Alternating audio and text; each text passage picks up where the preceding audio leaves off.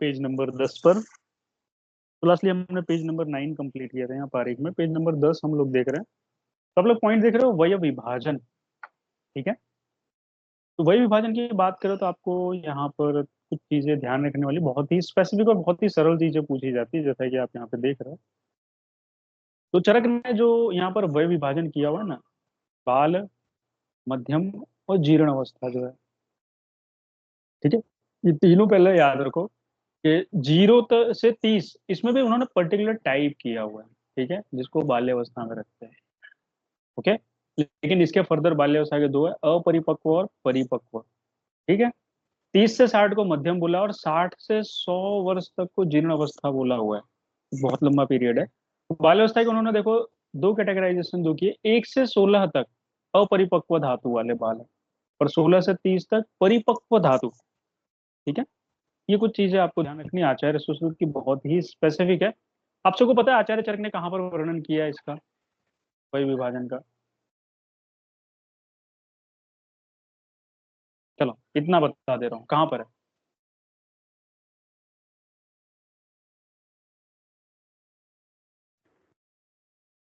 Boss विमान जल्दी। में, चरक विमान। बिल्कुल। चरक विमान 8 में वर्णन किया गया। ठीक है, तो ये थोड़ा सा ध्यान रखना। वही विभाजन चरक संहिता में विमान स्थान में 8वें चैप्टर में एक्सप्लेन किया गया। आचार्य सुश्रुत की बात देख रहे हो, यहाँ पर बालक को आचार्य सुश्रुत 1 से 16 वर्ष तक कहते हैं। इसमें आचार्य सुश्रुत बहुत ही स्पेसिफिकली उन्होंने क्षीरप, क्षीरा अन्नाद और अन्नाद में वर्णन किया। क्षीरप का मतलब है जो सिर्फ दूध पीता है। ठीक है, तो देख रहे हो स्पेसिफिकली उन्होंने बोला 1 वर्ष तक बच्चा दूध पिएगा। ठीक है। उसके बाद 2 वर्ष तक यहाँ पे कह रहा है कि वो क्षीरान्नाद मतलब क्षीर प्लस अन्न दोनों का सेवन करेगा। ठीक है। 2 से 16 वर्ष तक क्या है, अन्नाद मतलब सिर्फ अन्न का सेवन करता है। ये बाल्यावस्था है। इसके बाद मध्यम वय जो है ना, वो कितने तक है, 16 to 17 ईयर, 70 ईयर्स तक है, 70। इसमें वृद्धि, यौवन, पूर्णता, हानि, सबसे पहले इसको याद रखना है आपको। वृद्धि, यौवन, पूर्णता और हानि। ठीक है। तो 20 वर्ष तक क्या होगा, वृद्धि होगी। ठीक है, 16 to 20 ईयर। 20 to 30 ईयर्स तक क्या होगा, युवा रहेगा पर्सन। बराबर है। देन 31 से 40 तक पूर्णता, ये पूर्ण एकदम बोलते हैं ना, बैलेंस्ड स्टेट में चलेगा। और 40 से 70 तक क्या होगा, वो डिक्रीज ही बोलते हैं ना कि हानि, उसमें धातु क्षय वगैरह सब देखने को मिलेगा। 70 ईयर्स के बाद में उन्होंने बोला है कि वृद्धावस्था स्टार्ट होती है। ये कुछ चीजें आपको ध्यान रखना था, कभी कभी आपसे पूछ सकता है। ठीक है।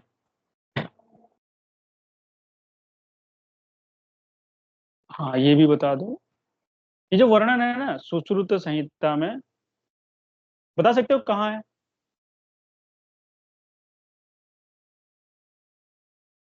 और सूत्र वन में। कहाँ पर? सूत्र वन। सूत्र? यार अच्छा। वन में कहाँ से हो सकता है? बस वहां पे वो भी दे रखा है ना, वो कमर सूत्र वृत्त 35 में बस। नहीं नहीं, हाँ सूत्र 35 में लिख लेना इसको। ब्लंडर मारो लेकिन इतना भी नहीं यार। ठीक है। अष्टांग संग्रह देख रहे हो, यहाँ पर इन्होंने वृद्धावस्था को 60 के बाद और अष्टांग हृदय 70 ईयर्स के बाद इन्होंने वृद्धावस्था को माना हुआ। आगे आते हैं हम लोग, आगे चलते हैं। देखो, सार की बात की जा रही है तो चरक संहिता में चरक विमान 8 में सार का वर्णन किया गया और यहीं पर प्रकृति का भी वर्णन किया है। ठीक है। तो कभी ये बेसिक क्वेश्चन आपसे पूछा जा सकता है। इन्होंने अष्टविध सार बताया हुआ है, बराबर है, जैसा कि आप सभी जानते हो। सात धातुएं और सत्व सार है। आचार्य काश्यप ने एक और सार बताया, 8 प्लस ओज सार। ठीक है, ये याद रखना। नीचे योगियों की शक्तियां हैं, आचार्य चरक 8 मानते हैं, सारे स्थान में वर्णित। योग शास्त्र में 23 है, क्षुद्र 5, गुण प्रधान 10 और ब्रह्म प्रधान 8 है। 8, ठीक है। तो 18, 5, 23 होता है, ये थोड़ा सा आप याद रख सकते हैं। योग शास्त्र में योगियों की शक्तियां 23 बताई है, जबकि आचार्य चरक ने इन्होंने 8 शक्तियां योगियों की बताई हुई है। ठीक है। स्वप्न की बात करें, टाइप्स ऑफ स्वप्न, ड्रीम्स के बारे में, तो आई थिंक आप सभी को पता होगा। स्वप्न के भेद जो है 7 बताए गए, दृष्ट, श्रुत, कल्पित, प्रार्थित, अनुभूत, भाविक और दोषित। इसमें से कोई बता सकता है फलदायक कौन से हैं?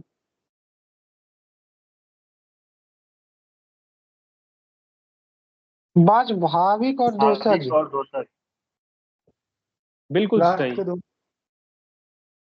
ठीक है, लास्ट के जो दो है ना, ये फलदायक है। फलदायक मतलब इस स्वप्न के जो कह सकते हो, देखने पर आपको फल मिलेगा ही मिलेगा। ये थोड़ा सा याद रखना। बहुत बार ये एग्जाम में आ चुका है, तो आप सभी को मालूम होना चाहिए कि आचार्य चरक के अनुसार कौन से स्वप्न के भेद फलदायक है, मतलब रिजल्ट देने वाले हैं। भूतोन्माद की बात करते हैं, आचार्य चरक ने 8 प्रकार के भूतोन्माद, और आचार्य सुश्रुत भी 8 प्रकार के भूतोन्माद।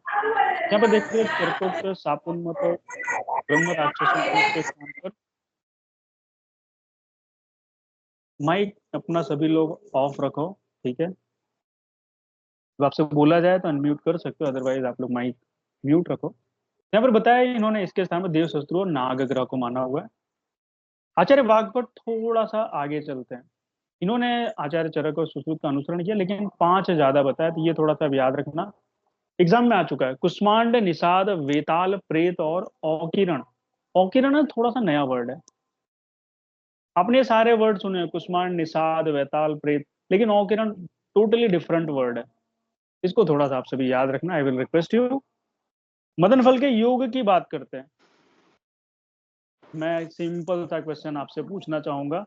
आई थिंक आप सभी को पता होगा, वमन के कितने योग वर्णित है कुल? 355। Very nice. ठीक है, तो वमन के 355 है। और यहाँ पर आप देख रहे हो मदन फल के 133 योग बताए गए। आचार्य सुश्रुत ने भी सूत्र स्थान में जब आप पढ़ोगे वहां पर उन्होंने 31 योग बताए हैं। ठीक। अंतरिक्ष जल की बात करते हैं, तो यहाँ पर अंतरिक्ष जल में आचार्य चरक ने 3 प्रकार के धार, कार और हेम बताया हुआ है, जिनका मतलब बर्फ है। और यहाँ पर इन्होंने तौसार एक ऐड कर दिया है नया, तो यही हमें याद रखना है जो एग्जाम पॉइंट ऑफ व्यू से क्वेश्चन बनता है। ठीक है, अगले पेज पे चलते हैं हम लोग, पेज नंबर 11।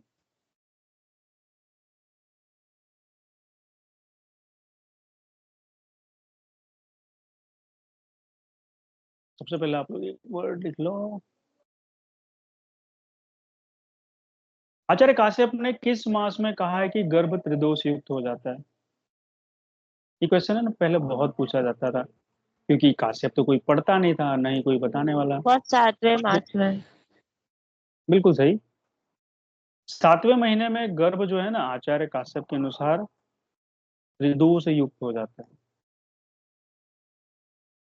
ठीक है, ऐसा आचार्य काश्यप का कहना है। ठीक है, क का मतलब हम लोग यहाँ पर काश्यप गिनते हैं।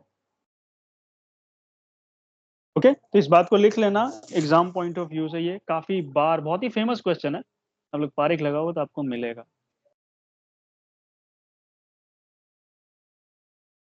पोस्ट रोग की बात करते हैं। आचार्य सुश्रुत के 8 पोस्ट रोग हैं। चारणधर और वाग्भट दोनों जन के 11 ओष्ट रोग है। सुश्रुतोक्त 8 है, लेकिन खंडोष्ट, उष्टार्बुद और जलार्बुद, ये 3 इन्होंने एक्स्ट्रा बताया। खंडोष्ट में वात दोष है, उष्टार्बुद में रक्त, और जला अर्बुद में क्या है, वात और कफ है। ये ऐड कर लेना। पहले पूछा था कौन सा, पूछता है कि दोष मैच करो, ये भी क्वेश्चन आता है। ये थोड़ा सा याद रखना। ठीक है, नीचे देख रहे हो यवागु देने का विधान है, कि बोल रहे गर्भिणी को यवागु कब देना चाहिए? चरक बोलते हैं 8वें मास में देना चाहिए। ठीक है, आचार्य सुश्रुत कहते हैं 6ठे मास में। ठीक, ये इंपॉर्टेंट क्वेश्चन है, काफी खतरनाक। आचार्य सुश्रुत कहते हैं 8वें मास में जो गर्भिणी है उसको आस्थापन और अनुवासन बस्ती देते हैं। आचार्य थोड़ा सा स्टेप आगे चलते बोले 9वें महीने में आप अनुवासन बस्ती दे सकते हो। ये बहुत ही स्पेसिफिक पिन पॉइंट इन्होंने एक्सप्लेनेशन दिया हुआ है। ठीक है, प्रसूतागार में स्त्रियों की संख्या, मतलब जो भी वहां पर हेल्प करने के लिए फीमेल्स रखी जाती है, आचार्य सुश्रुत कहते हैं 4। आचार्य चरक कहते हैं अनेकों स्त्रियां चाहिए। ठीक है, ये हमें थोड़ा सा ध्यान रखना। यहाँ पर एक वर्ड और है,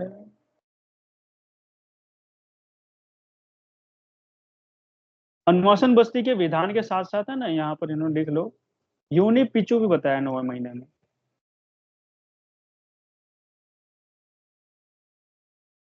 ठीक है, ये भी इन्होंने बताया हुआ है कि आप 9वें महीने में यूनिपिचू और अनुवासन बस्ती दोनों कर सकते हैं, इसको ऐड कर लेना।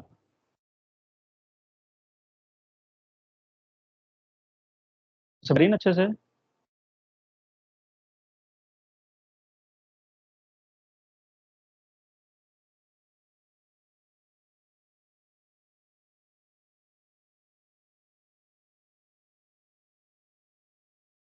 आप सभी सुन पा रहे हो? हाँ बॉस। ओके। ये विष के वर्णन की अगर हम लोग बात करते हैं तो आप देख सकते हो चरक चिकित्सा स्थान में 23rd अध्याय है विष। सुश्रुत का पूरा कल्प स्थान है। आचार्य सुश्रुत के कल्प स्थान में कितने अध्याय हैं? नो डाउट बहुत सिंपल है, फिर भी पूछ रहा हूँ। 8। Very nice. कल्प स्थान के जो 8 अध्याय है ना, वहां पर विष का वर्णन है। भाव प्रकाश चिकित्सा स्थान में कहते हैं, और काश्यप ने अलग ही नाम दिया है, सर्व विश्व प्रतिपादक अध्याय। अष्टांग हृदय देख रहे हो, 35, 36, 7, 8 इन 4 चैप्टर में। अष्टांग संग्रह उत्तर तंत्र 40 से 48 यानी टोटल 9 चैप्टर में उन्होंने विष का वर्णन किया हुआ है। तो ये थोड़ा सा आपको ध्यान रखने वाली बात है एग्जाम पॉइंट ऑफ व्यू से। उपविष की बात करते हैं तो रस तरंगिणी की बात की जा रही है, तो मैं आपसे पूछूंगा रस तरंगिणी के लेखक कौन है? Who is the author? Sadanand Sharma. Sadanand Sharma. किस सेंचुरी में लिखी गई बुक है ये?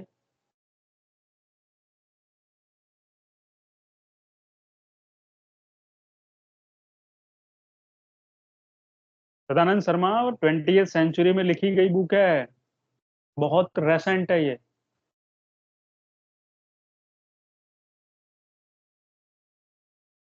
इसमें अध्याय है ना, उनको तरंग कहा जाता है। तरंग का नाम है, अध्याय का नाम जो है ना तरंग से स्टार्ट होता है। और आपको शायद आप पढ़ोगे हिस्ट्री के बारे में तो सदानंद शर्मा एमएससी केमिस्ट्री, मतलब बंदा केमिस्ट्री पढ़ा है, उसके बाद उन्होंने रसशास्त्र के ऊपर बुक लिखी। और बहुत ही फेमस बुक है और बहुत ही प्रैक्टिकल है। अगर आप इसको पढ़ोगे तो आपको उस वे से जब आप प्रोसीजर जितनी लिखी ना, प्रोसेस वगैरह करने बैठे तब आपको समझ में आता है कि वो कितना प्रैक्टिकल होकर बंदे ने लिखा हुआ है। तो हमें उसकी एक्सेलेंसी का पता चलता है, how excellent that person is.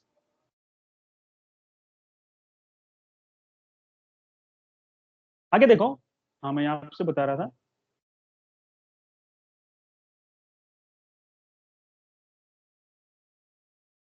एक मिनट। हाँ,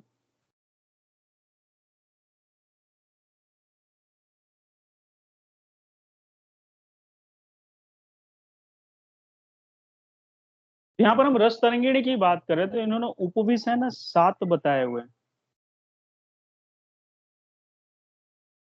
सॉरी ये कुछ गलत है, 7 नहीं है, इसको सुधार लो। उपविष है ना इनके 11 हैं।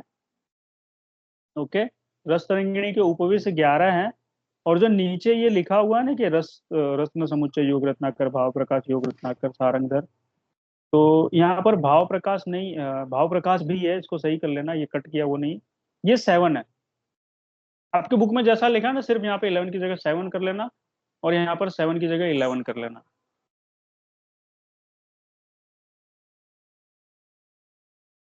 मेरी बात समझ में आई? रसरंगिणी उपविश 11, बाकी नीचे जितने हैं ना वो सभी ने 7 बताए हुए हैं, उपविश की संख्या 7।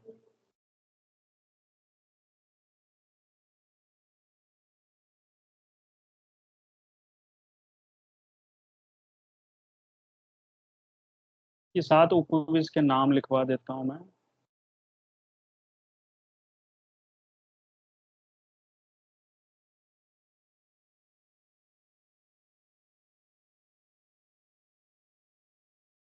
तो देखिए इसमें अर्क क्षीर है, स्नूही क्षीर, ठीक है, देन धतूर, जिसको हम लोग धतूरा कहते हैं। लांगली का बॉटनिकल नेम बताओ, या जितने लिखते जा रहा हूँ सबका बॉटनिकल नेम बताओ। ग्लोरियसा सुपरबगा। सबका सबका बताओ, सबका। कलेट्रॉपिस प्रोसीरा आर्क सुनुई यूफोर्बिया नलिफोरिया धतूरा धतूरा स्ट्रासमोनियम।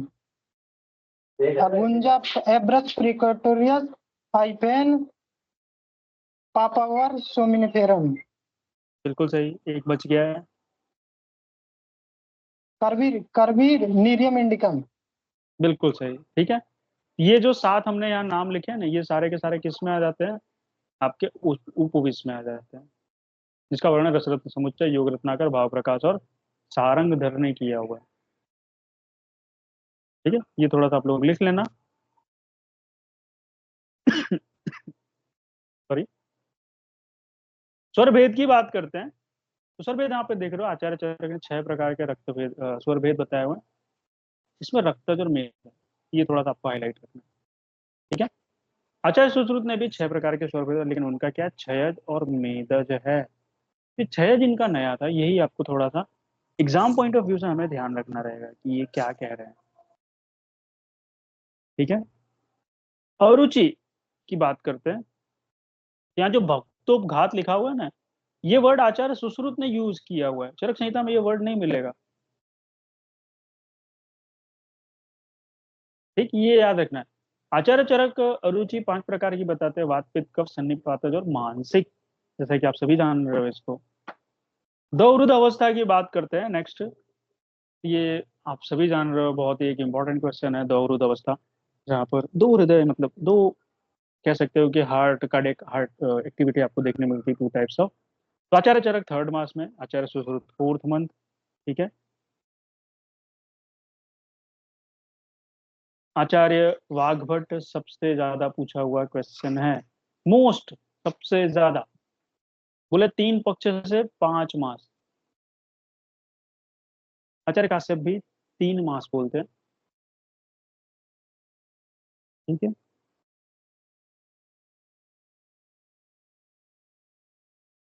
ये थोड़ा सा आप लोग याद रखना। हारित, चरक और काश्यप, या फिर चरक, काश्यप और हारित, इन्होंने 3 मास बोला है। आचार्य सुश्रुत 4 मास है। आचार्य वाग्भट सबसे टिपिकल, या फिर आप कह सकते हो कि डिफरेंट है, 3 पक्ष से 5 मास तक की बात की हुई है।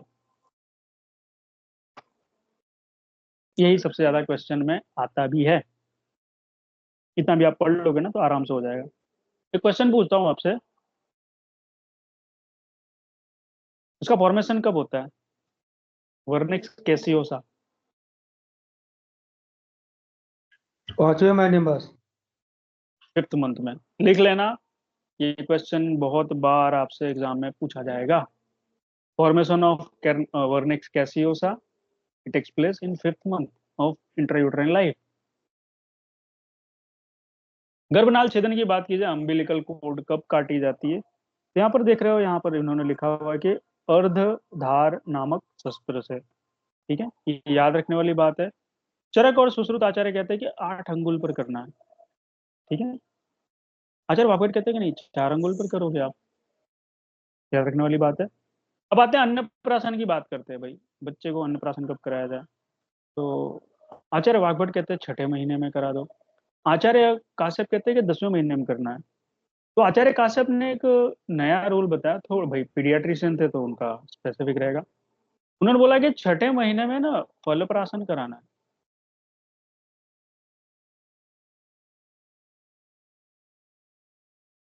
ठीक है, आचार्य काश्यप 6ठे महीने में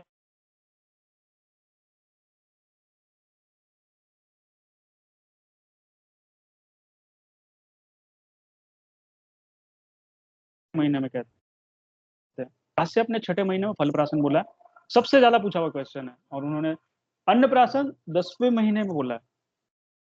ठीक है, कर्ण वेदन का काल देख रहे हो, 6ठे 7वें महीने में शुक्ल पक्ष में करना है। वाग्भट कहते हैं 6 7 8 मास में शिशिर आगम, मतलब जब ठंडी थोड़ी सी आ गई हो ना, तो ये ऐसा उन्होंने बोला है, या फिर हिमागम है। ये है, जस्ट उन्होंने वर्डिंग्स अलग अलग यूज की हुई है, जो आपको कंसिडरेशन में रखना है। ठीक है, आगे चलते हैं। नाभिनाल कर्तनजन्य व्याधियों की संख्या बताई हुई है, तो सबसे पहले वाग्भट याद रखो, जस्ट रिमेंबर वाग्भट फर्स्ट। उन्होंने बोला विनामिका वृज्जिम्बिका, V² जिसको कहते हैं, या फिर V2 भी कह सकते हो, जैसे आपको याद रखना, विनामिका विजृंभिका। इसमें 2 ऐड की आचार्य चरक ने, जो कि 4 हो जाती है, उत्तुंडिका और पिंडलिका। ठीक है, तो यही आपको याद रखना होगा। तो क्वेश्चन पूछता है कि उत्तुंडिका और पिंडलिका कहाँ की व्याधि और किसने वर्णन किया, ऐसे 2 क्वेश्चन बन जाते हैं एक क्वेश्चन में। ठीक है, ये थोड़ा सा ध्यान रखने वाली बात है। दंतोद्भेद काल की बात की जाए कि भाई दांत कब उत्पन्न होते हैं, आचार्य काश्यप कहते हैं 4 से 8वें महीने में। लेकिन नेचुरली आप देखो ना बच्चों को जर्नली या फिर आप कॉमनली देखोगे तो 8वें महीने के आसपास या उसके बाद दांत आना स्टार्ट हो जाते हैं। एक पर्टिकुलर टाइम पीरियड है जिसमें ये सब चीजें आपको देखने को मिलती है। बस्ती नेत्र का प्रमाण देखते हैं, सॉरी बमन विरेचन वापस देख रहे हैं, तो इसको हम लोग याद करते हैं 10 15 12 चरक सुश्रुत वाग्भट। आई थिंक आप सभी को पता होगा। ठीक है, 10 15 12 10 15 12 चरक सुश्रुत वाग्भट, ये वमन विरेचन व्यापक की संख्या जैसा कि यहाँ लिखा है उसके अकॉर्डिंग आपको इसको याद रखना है। बस्ती नेत्र के प्रमाण की बात कर रहे हैं हम लोग।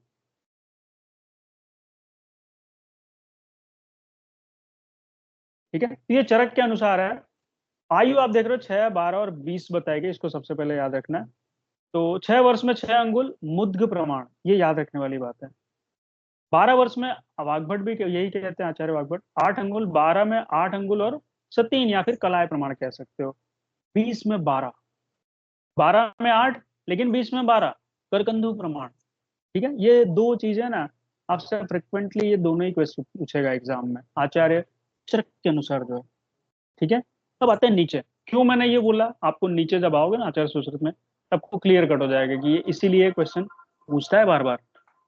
आचार्य सुश्रुत के अनुसार देखो आयु और उसके लंबाई के बारे में बात की जा रही है। यहाँ पे कुछ चीजें है ना गलत है, मैं आपको पहले बता दूं। यहाँ पे ना हिंदी मत याद रखना, ये आपसे गलत करवा देगा। मुद्ग, मांस, कलाय। ठीक है, और ये कोलास्थी नहीं है, कोल है।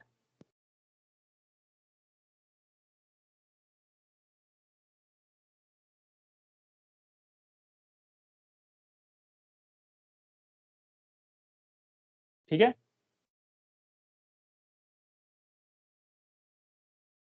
याद रख लेना जो बता रहा हूँ, ये काफी मिस्टेक्स आप यहीं पर करोगे। तो एक वर्ष में बोला 6 अंगुल कनिष्ठिका मोटाई होनी चाहिए और मुद्ग तुल्य छिद्र होना चाहिए, 2 प्रसूत मात्रा।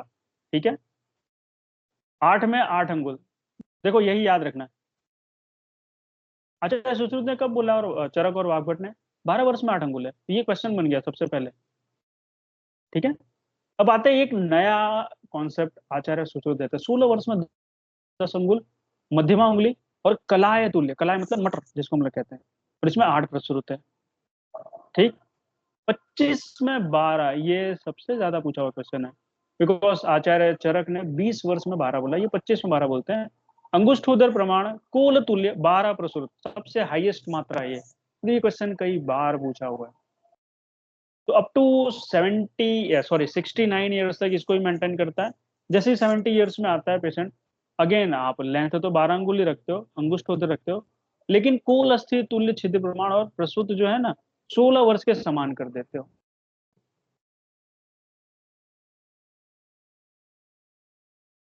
ठीक है, यानी यहाँ पर जो मात्रा है बस 8 प्रसूत हो गया। हाँ बोलो। बस ये जो नेत्र की लंबाई दी है बस्ती नेत्र की, कौन से बस्ती की है, अनुवासन, स्थापन या उत्तर? ये यहाँ पे हम लोग है ना अनुवासन और आस्थापन जो है ना उसकी बात कर रहे हैं। ठीक है। उत्तर बस्ती में इतनी लंबाई कहाँ जाएगी, उत्तर बस्ती में जा ही नहीं सकता है। देखो कंफ्यूजन जी की बात है। होती है, जो यूरेथ्रा है ना वो सिर्फ 4 अंगुल लंबा होता है, इससे ज्यादा नहीं होता है। यहाँ पे एक भी 4 अंगुल दिख रहा है आपको, सब उससे बड़े हैं। तो सबसे पहले ना माइंड में से कंफ्यूजन निकाल दो कि गलती कहाँ हो सकती है। आप लोग ना प्रैक्टिकल नहीं सोचो तब गलत करते हो। आप सभी को पता है यूरेथ्रा की लेंथ 4 अंगुल है। अब 6 अंगुल डालोगे, 8 अंगुल डालोगे, 12 अंगुल डालो, 12 अंगुल कहाँ जाएगा, किडनी तक पहुंचाना है। अब आप किडनी तक पहुंचाना चाह रहे हो तो वो आपकी अलग चीज है भाई, आप लोग कुछ अलग लेके सोच रहे हो तो। लेकिन प्रैक्टिकली आप सोचोगे तो आंसर आपको क्लियर कट होगा कि हम किसके बारे में बात कर रहे हैं। ठीक है, तो ये अनुवासन और निरूबस्ती के बारे में बात की जा रही है जो यहाँ पर एक्सप्लेन किया गया। ठीक है, याद रखना जो मैंने हाईलाइट करा ना, यही क्वेश्चन आपसे पूछे जाएंगे मोस्ट ऑफ द टाइम। आचार्य वाग्भट की बात करते हैं। यहाँ पे देखो व्रण नेत्र की एक लंबाई बताइए। तो व्रण अगर कहीं पर है तो उसमें अगर आचार्य सुश्रुत तो काफी सारी चीजें यूज की उन्होंने, बोला 8 अंगुल लेंथ होनी चाहिए मैक्सिमम, और मुद्गल तुल्य छिद्र होना चाहिए उसका। तो ये एक थोड़ा सा एक्स्ट्रा एक्सेप्शनल क्वेश्चन है, क्योंकि जो कहीं और किसी ने वर्णन नहीं किया हुआ, इसको आपको स्पेसिफिकली याद रखना होगा एग्जाम पॉइंट ऑफ व्यू से। आचार्य वाग्भट की बात करते हैं। अब ये थोड़ा सा नीचे है, बोले अगर एज, भाई 1 वर्ष तक तो सबने बात कर ली, आचार्य वाग्भट थोड़ा सा नया निकालेंगे ना कुछ। बोले जो 1 वर्ष से छोटा उसके लिए क्या करोगे, सपोज 11 महीने का, 10 महीने का, बोले 5 अंगुल रखना है। ठीक है, इसमें आप अपनी बुद्धि हाँ भाई 5 अंगुल है। 1 से 6 वर्ष 6 अंगुल है। आप ऊपर देखोगे वही आचार्य चरक ने 6 वर्ष तक 6 अंगुल, आचार्य सुश्रुत बोलते हैं 1 वर्ष में 6 अंगुल। इन्होंने दोनों को मैच करके लिखा है, 1 से 6 वर्ष तक 6 अंगुल, 7 में 7 अंगुल। ठीक है, क्यों? क्योंकि आचार्य सुश्रुत ने 8 वर्ष में 8 अंगुल बोला है। ऑलराइट, तो आप जब नंबर से दोनों को कोरिलेट करो तो आपको मिलेगा 7 वर्ष में तो 7वां अंगुल होगा। 12 वर्ष में देखो इन्होंने 8 अंगुल बोला। ठीक है, ये थोड़ा सा ध्यान रखना है, क्योंकि यहाँ पर इन्होंने, मैंने आपको ऊपर ही बताया, इन्होंने आचार्य चरक को फॉलो किया, एज वेल एज 20 ईयर्स में भी आचार्य चरक को ही फॉलो करते हैं दोनों। ठीक है, एक नया इनका यहाँ पर आता है 16 वर्ष में 10 अंगुल जो है, यहाँ 9 नहीं है 10 है, इसको 10 ही लिखना, जैसा लिखा वो सही लिखा है। तो यहाँ पर ये है 16 में 10 अंगुल आचार्य सुश्रुत को फॉलो करके। ठीक है, और 20 में 12 आप सब देख ही रहे हो, आचार्य चरक को फॉलो किया। That is what you to remember. ठीक, आगे चलते हैं, दोष की बात की जा रही है। तो बस्ती नेत्र दोष यहाँ पर 8 बताए हुए हैं, बस्ती पुटक दोष 8 चरक के अनुसार बात की जा रही है, बस्ती दाता 10 और बस्ती दोष 12 है। याद रखना बस्ती दाता और बस्ती दोष दोनों अलग अलग हैं। ठीक, यहीं पर बस्ती नेत्र दोष आचार्य सुश्रुत 11, बस्ती पुटक 5 और बस्ती दाता दोष 6 बताते हैं। ठीक है, ये चीजें थोड़ी सी याद रखने वाली हैं। नीचे हम लोग चलते हैं। सुश्रुत अनुसार कुल बस्ती दोष, सबसे पहले तो आपको ये याद रखना कुल बस्ती दोष कितने, 76। अगर टोटल आपसे पूछता है, जो लिखा है ना यहाँ सही लिखा है, कुछ भी आपको कट पिट करने की जरूरत नहीं, एज इट इज जो लिखा है बिल्कुल परफेक्ट लिखा है। सबसे पहले उन्होंने बोला है कि वैद्य और आतुर निमित्त, मतलब वैद्य और आतुर दोनों मिलके कितने उपद्रव हो गए, मतलब 44, डबल 4 होते हैं। ठीक, आतुर सिर्फ आतुर की वजह से आपने जो पेशेंट था उसको बोला भाई ये चीजें हैं, रिस्ट्रिक्शन है, ये रूल्स रेगुलेशन है जो आपको फॉलो करना है। पेशेंट बोलता है मैं नहीं करने वाला, तुमको जो करना है कर लो। ठीक है, वो भी केयरलेस। तो उसमें कितने 15 उपद्रव होंगे। अब यहाँ पे दूसरी अगर बात की जाए, वैद्य थोड़ा सा लापरवाह निकला, या फिर कोई काम में फंस गया, भूल गया, वो नहीं ध्यान दिया, उसकी वजह से ना टोटल 8 उपद्रव होंगे वैद्य की, वैद्य निमित्त जिसको हम कहते हैं। नेक्स्ट उन्होंने बोला कि स्नेह वापस न आने के कारण टोटल 9 उपद्रव होते हैं। ठीक है, तो ये सब टोटल आप करोगे तो लास्ट में 76 आंसर आता है। ठीक है, ये आपको याद रखना है, सुश्रुत अनुसार कुल बस्ती दोष की संख्या। आगे चलते हैं हम लोग पेज नंबर 13 पर। सबसे पहले आपको सीक्वेंस पता है बस्ती कैसे बनाते हैं? Do you know the sequence?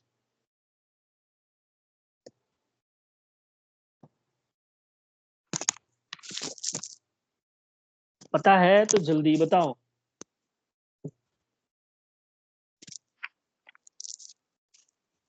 बस्ती कैसे बनाई जाती है उसका एक सीक्वेंस है।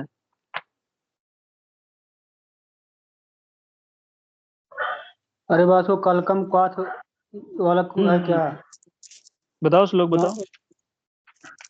मधु लवणम स्नेहम कलकम क्वाथ ऐसे करके है बस। श्लोक बताओ तो सही, इसलिए तो मैं पूछ रहा हूँ।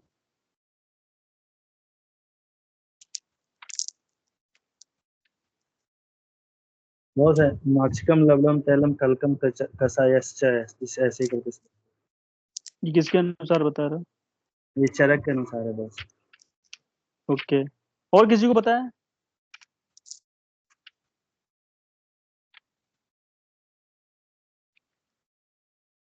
देखो क्वेश्चन लग रहा है, लेकिन ये जब पूछता है ना तो आप लोग गलत करके आते हो।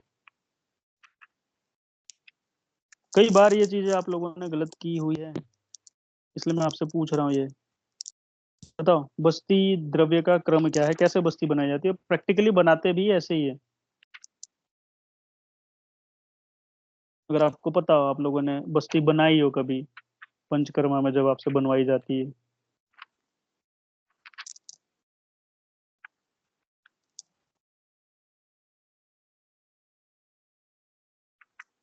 बताओ किसी को पता हो तो। मैंने हार्ड क्वेश्चन नहीं पूछा, बहुत सिंपल है ये।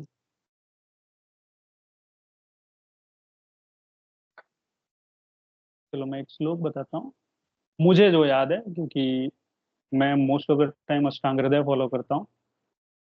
ये चीज थोड़ी सी इजी रहती है याद करने में। अष्टांग हृदय सूत्र 19 का एक श्लोक है, लिख लो आप लोग, हर जगह काम आएगा आपको।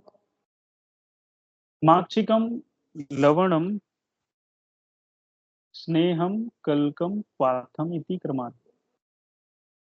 स्नेहम कल्कम वाथम इति क्रमात्। क्रमात् मतलब एक क्रम से, एक सीक्वेंस इन्होंने दिया हुआ है कि आपको इस सीक्वेंस को फॉलो करना है। सबसे पहले जो पात्र है उसमें मार्कशीट डालोगे, फिर लवण डालोगे। दोनों को मिलाना है। कब तक मिलाना? जब तक वो चट चट की आवाज खत्म ना हो जाए। आप कभी हनी और ये लवण लेके मिक्स करोगे ना, चट चटाने की आवाज आती है, अगर किया हो आपको पता होगा। जब ये वॉइस खत्म हो जाते हैं उसके बाद हम स्नेह डालते हैं, फिर उसको अच्छे से मिलाते हैं। इसको बोलते हैं इमल्सिफिकेशन। जब आप स्नेह डालोगे तो इमल्सीफाई होता है। फिर हम डालते हैं कल्क, पूती यवानी कल्क है कुछ भी है, उसको अच्छे से मिलाते हैं। फिर डालते हैं क्वाथ, क्वाथ डाल के पूरा मिक्स किया जाए तो मथनी से मथा जाता है। उसके बाद लास्ट में करते हैं फिल्टर। ठीक है, वो बस्ती का पूरा द्रव बनता है। नेक्स्ट नेक्स्ट लाइन है, अगर आप याद करना चाहो। आवपेतम निरूहाणाम एसह संयोजने विधि। निरूहाणाम एसह संयोजने विधि ही। ये क्या है? निरू बस्ती के संयोजन की, बनाने की, फिर उसको मिक्स करने की विधि है। ठीक है, ये श्लोक आप सभी को रटा हुआ होना चाहिए। कई जगह आपको काम आएगा ये। एक क्वेश्चन है, नीरू बस्ती के वापस आने की जो ड्यूरेशन है वो कितनी है? एक मुहूर्त। ठीक है, जिसको हम कहते हैं प्रत्यागमन काल। ये संस्कृत वर्ड है, टर्मिनोलॉजी जो उन्होंने यूज की, इसको लिख लेना। नीरू बस्ती का प्रत्यागमन काल एक मुहूर्त है।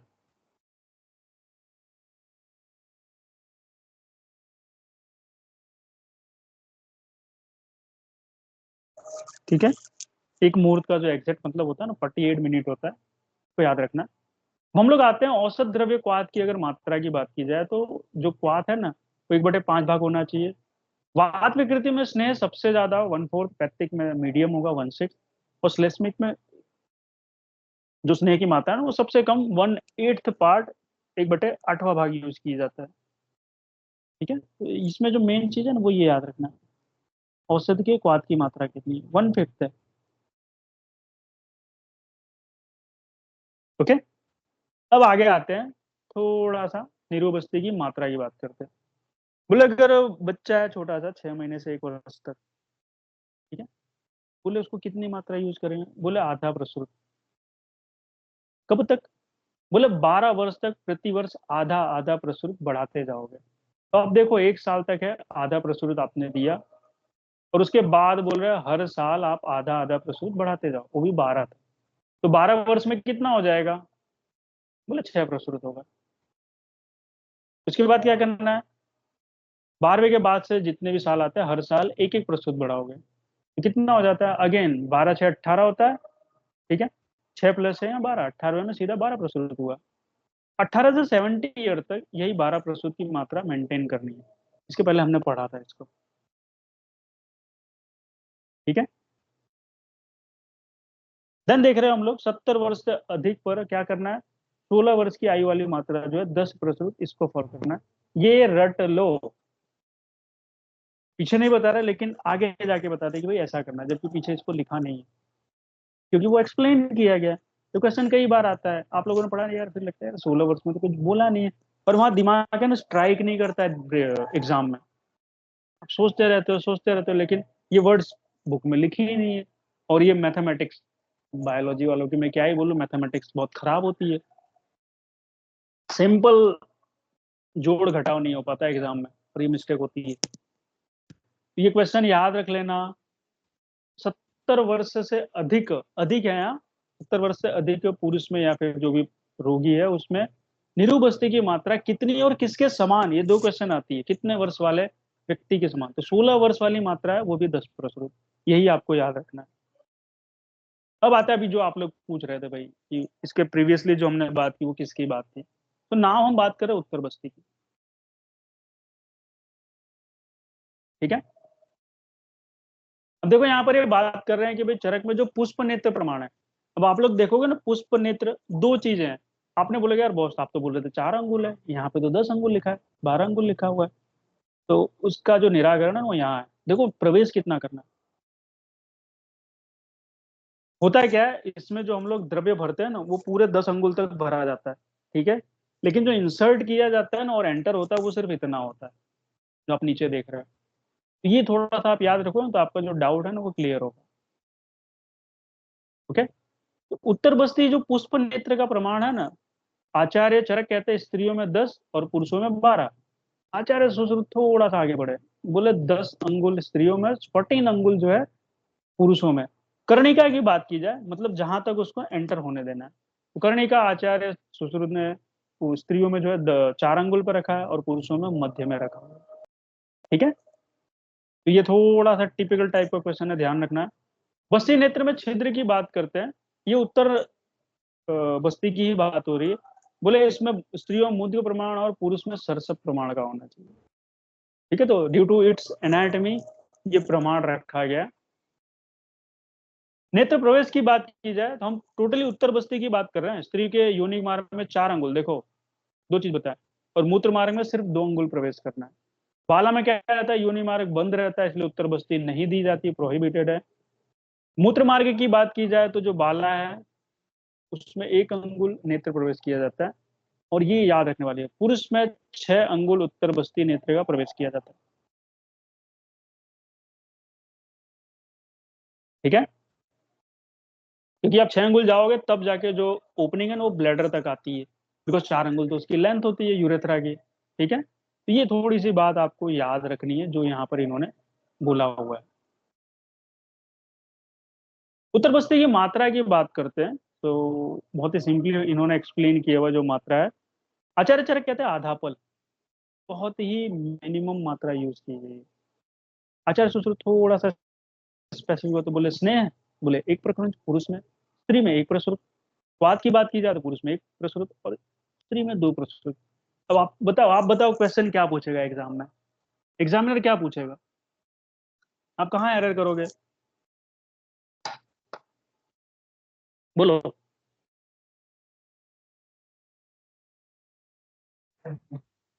बस वही स्नेह और क्वाद की मात्रा पूछेगा किसमें, स्त्रियों में। कोई और बता सकता है। बॉस एक प्रपुंज और एक प्रस्तुत, प्रपुंज और प्रस्तुत। हाँ बॉस पुरुष में पूछेगा। सिंपली वो यही पूछेगा, कोई भी होगा यही पूछेगा, पूछेगा सीधा भाई पुरुषों में स्नेह की मात्रा बताओ, ऑप्शन यही होंगे, 1 प्रसुत, 1 प्रकुंज, 2 प्रसुत, 2 प्रकुंज, यही ऑप्शन होगा उसका। आप बोलोगे यार सब तो प्रसुत था, ये प्रकुंज क्या होता है, और आप आंसर भी प्रसुत ही लगा के आओगे, ठीक है। इसको हम कहते हैं विजुअल डिफेक्ट, देखने के बाद भी आप गलत याद करते हो, क्योंकि ब्रेन क्या है, एक जैसी चीज है ना उसको याद रखना इजी इजी ढूंढता है हमेशा, और आपने थोड़ा सा स्लिप हुए आप आंसर गलत लगा के आते हो। ऑलवेज हमें इसे हाईलाइट रखना है। आचार्य सुश्रुत ने पुरुषों में स्नेह की मात्रा 1 प्रकुंज बताई हुई है, ये ऊपर लिख लो, जो पारिक है ना ऊपर जो जगह खाली है वहां पर लिख लो, तब आपको जाके याद रहेगा। आचार्य सुश्रुत के अनुसार पुरुषों में उत्तर बस्ती के लिए स्नेह की मात्रा 1 प्रकुंज, ठीक है, इतना लिख लो। आगे देख रहे हैं, स्त्री में इन्होंने बोला बस्ती शोधनार्थ क्वाद की मात्रा एक प्रस्तुत ही लेना। स्त्रियों में बस्ती शोधनार्थ क्वाद की मात्रा एक प्रस्तुत।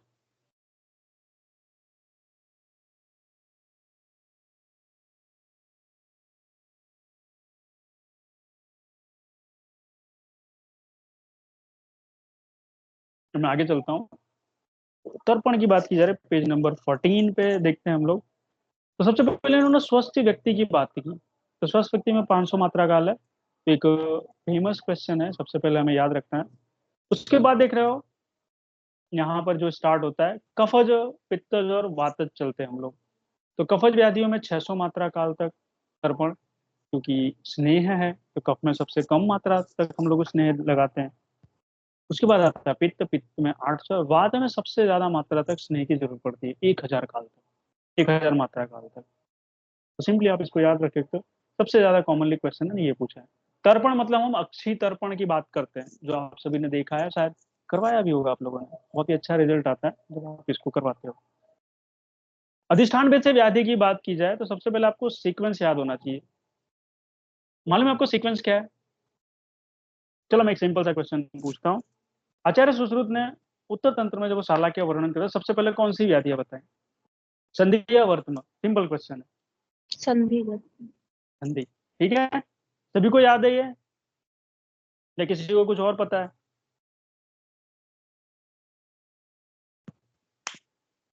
संधि बताइए ना, या वर्तमान बताइए।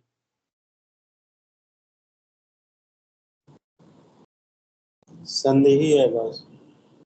हम्म, लेकिन एनाटॉमी जब देखोगे ना तो सबसे पहले वर्तमान आता है,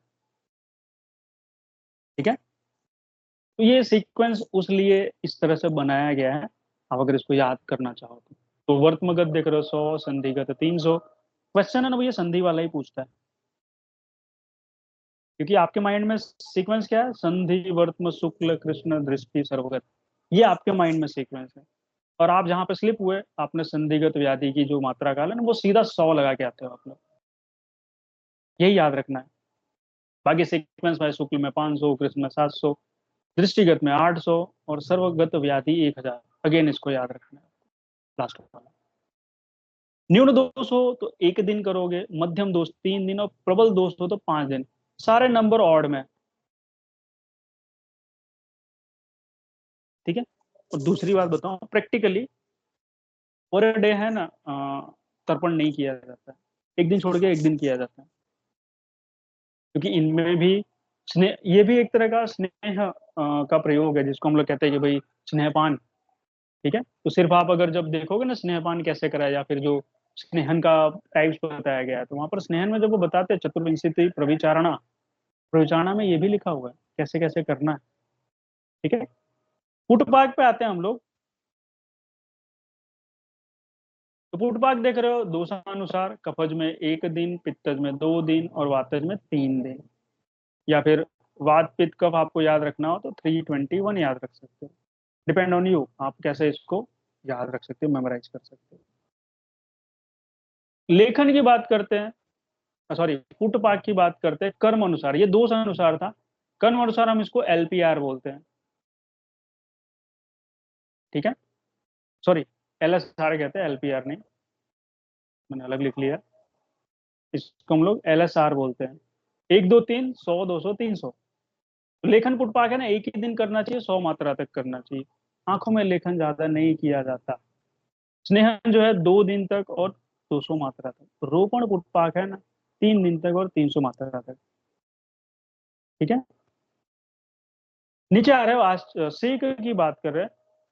सेक है ना, पुटपाक से 2 गुना किया जाता है। सबसे पहले आपसे क्वेश्चन ये पूछेगा कि भाई सेक की मात्रा बताओ, तो अक्षी तर्पण से 2 गुना, पुटपाक से 2 गुना, आश्वातन से 2 गुना, ऐसे क्वेश्चन बन सकते हैं।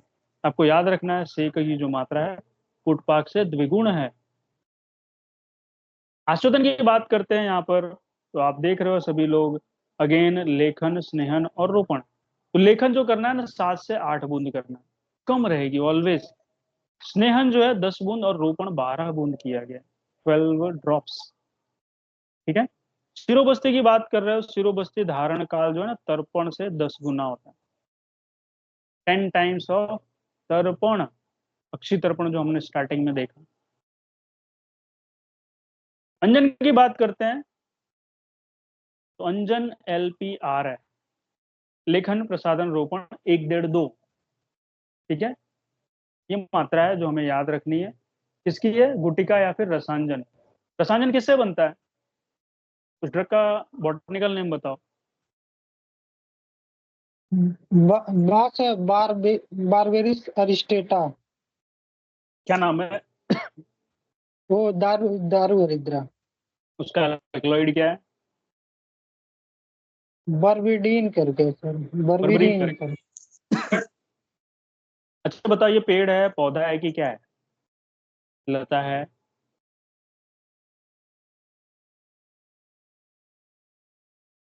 मालूम है? इसको हम कहते हैं ना SERB, herb, tree, creeper.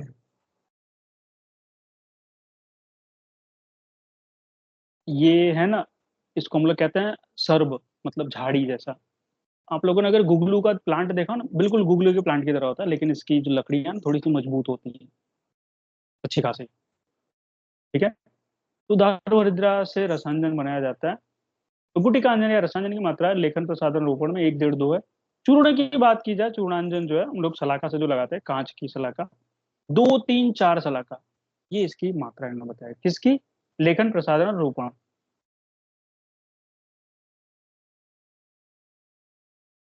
Okay, ये थोड़ा सा आपको याद रखना है एग्जाम पॉइंट ऑफ व्यू से। अंजन पात्र की बात करते हैं, इसका एक कोड है,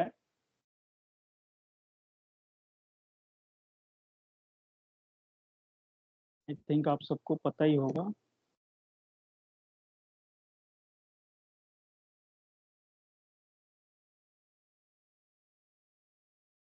इसके अकॉर्डिंग मैं इतना ही कोड बता रहा हूँ। सुर में वेकता, सु का मतलब है स्वर्ण, र का मतलब है रजत, मे का मतलब है मेषशृंग, वे का मतलब है वैदुर्य, क का मतलब है कांस्य और त का मतलब है ताम्र। ठीक है, ताम्र और लोह दोनों है यहाँ पर। मधुर, अम्ल, लवण, कटु, तिक्त, कसाय, आप सभी को याद है, कोई नई बात नहीं है। ठीक है, ये इतना आपको याद रखना रहेगा एग्जाम पॉइंट ऑफ व्यू से, जो मोस्ट ऑफ द टाइम आपसे एग्जाम में पूछा जा सकता है कि भाई किस पात्र में कौन सा अंजन रखना चाहिए, किस रस वाला। ठीक है, ताकि वो लंबे टाइम तक प्रोटेक्टेड रहे। ठीक है, अभी पेज पर थोड़ा सा अंजन के बारे में और है, उसको हम लोग खत्म कर लेते हैं। तो अंजन सलाका की बात की जा रही है। मल्लिका, मल्लिका का बॉटनिकल नेम बताओ।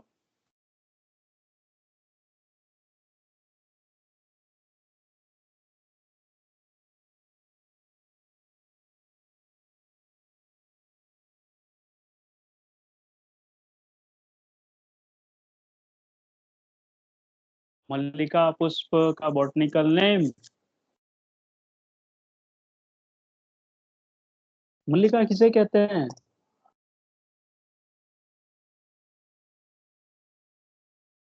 आप लोग ग्रुप में टाइप भी कर सकते हो।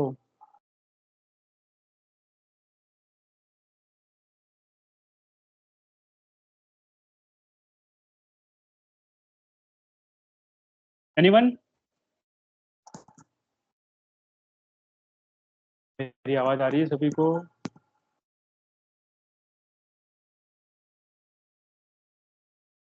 बास नहीं पता है। मल्लिका चमेली को कहते हैं, चमेली, जैस्मिनम ग्रैंडिफ्लोरम।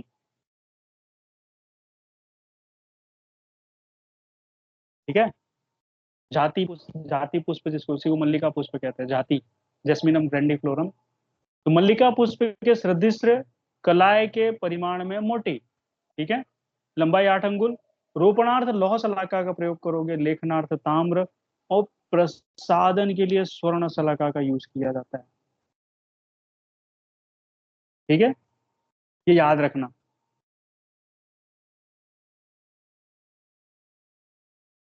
तर्पण अगर करना है, अक्षय तर्पण, तो पूर्वान्न या अपराह्न में करे, सबसे अच्छा होगा।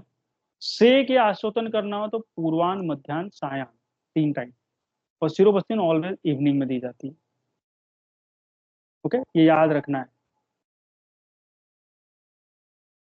ओके, बहुत ही स्पेसिफिक क्वेश्चन है, प्रैक्टिकली ये सारी चीजें फॉलो की जाती है, इसलिए एग्जाम में बार बार आता है। ठीक है, तो आज हम लोग